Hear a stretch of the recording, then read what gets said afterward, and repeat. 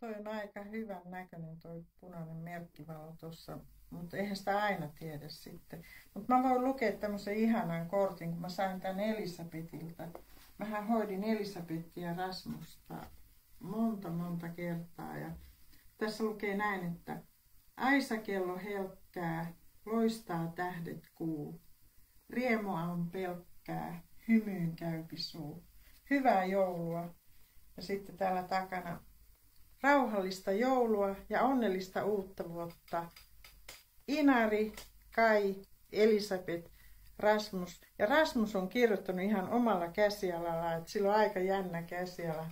Se on ehkä joku 12-vuotias, mutta se on pikkusen vanhempi kuin Marlene.